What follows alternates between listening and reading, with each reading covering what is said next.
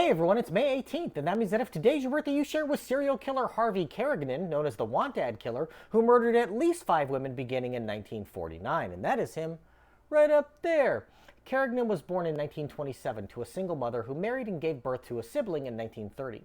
Abused by his babysitter, he soon developed behavioral problems, wetting his bed until his teens, causing him to be pawned off on various relatives who would send him to another when they got sick of caring for him. He was also a small child, often being bullied by his classmates in North Dakota. At the age of 11, he was caught stealing and sent to reform school where he remained until he was legally an adult and reportedly was subjected to abusive treatment by the staff. While there, he was diagnosed with a neurological disorder that caused muscle spasms in his arms, legs, and face. Shortly after the conclusion of World War II, Carignan turned 18 and enlisted in the Army, being stationed in Alaska. In 1949, he raped and killed a woman there, then attempted to do the same to another less than 2 months later. Luckily, his second victim escaped, and he was caught and convicted of murder and assault in 1950, being sentenced to death by hanging. An appeal went all the way to the Supreme Court, who overruled the murder conviction due to violations of the McNabb Rule, which deals with how police can obtain confessions. He was transferred to Alcatraz, spending 8 years on the island for the assault before being paroled in 1960. Just 4 months after his release, he was caught attempting to rape a woman in Minnesota and was locked up for 4 years. When released, he was caught engaging in a robbery, getting sent back to prison until 1968. He obtained a GED and got married in 1969, but his wife divorced him due to physical abuse, and he married someone else the next year. It was then that this career criminal became the Want-Ad Killer.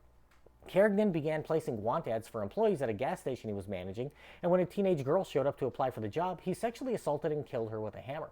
He also kidnapped a slew of women and girls, forcing them to perform sexual favors. While he usually let his victims go after assaulting them, he was seen picking up a young woman who was found beaten to death, and a woman who he had been dating also ended up being killed with a hammer. In 1973, he was arrested for beating his wife, which finally caused her to leave him, and he shacked up with another woman in Minnesota. Dating a serial killer never turns out well, and she ended up dead after a fight with Carignan. His crimes spanned the Northwest, from Minnesota to Washington State, with police in both locations coordinating their efforts to track down the brutal killer. Carignan's survivors began picking his photo out of lineups, and he was brought in by the authorities in Minnesota.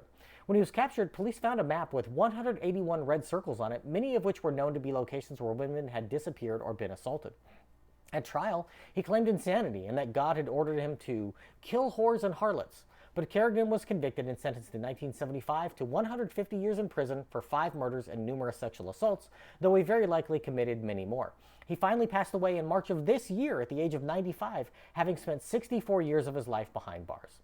If this is your birthday, I hope you have a great day. Leave me a comment so I can wish you a happy birthday. If you know someone whose birthday it is today, send them this video so you can find out all about their birthday twin. And to Harvey Carignan, I say, happy birthday, you bastard.